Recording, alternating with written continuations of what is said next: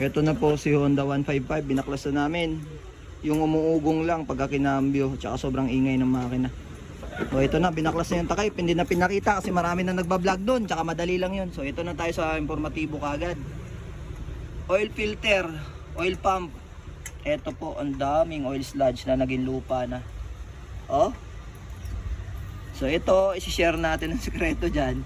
Mag-change oil po kayo nang naayon sa katalogo nyo. O kung lagi nyong ginagamit, huwag kayong magbabase sa kilometers. Pero kadalasan kasi 3,000 yun ang sinasabi. 3,000, 3,500 kilometers, mag-change oil na kayo. Pero kung hindi na gumagana ang speedometer nyo, daily nyo ginagamit, mas maganda 1 month or 1 month in 1 week, goods na yon. Kasi tuloy-tuloy ang init ng makina nyo, yung capability ng langis para i-lubricate yung loob ng machine nyo ay talagang magkakaroon ng problema, maninigas ito. Yan po yun.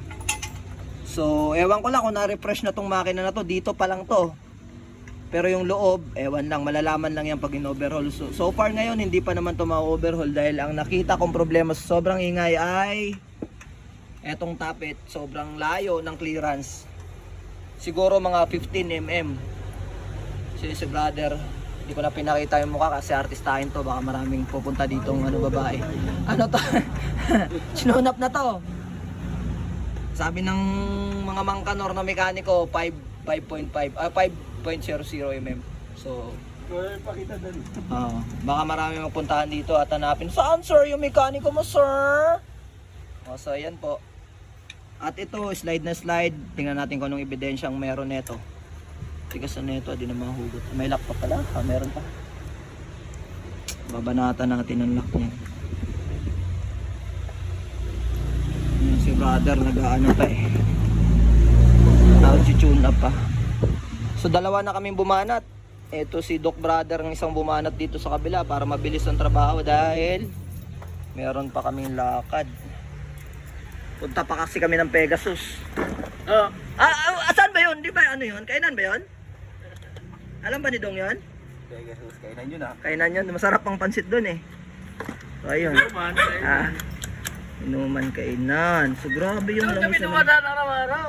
Doon ba? Oo, doon Masarap banda yung ang trabaho ni pansit Mason. dun. So yun, kuha mo na ako ng flat screw. Flat screw maliit. Nasaan ba yun?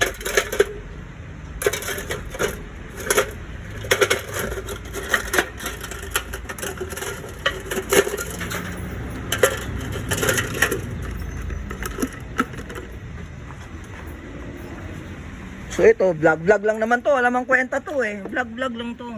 Kunting ano lang, may bahagi lang. Bahala na sila kung ayaw nila sa bahagi.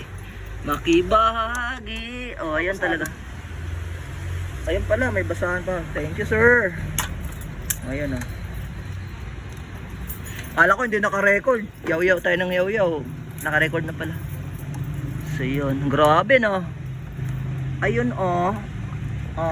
Asan na yun? Wow.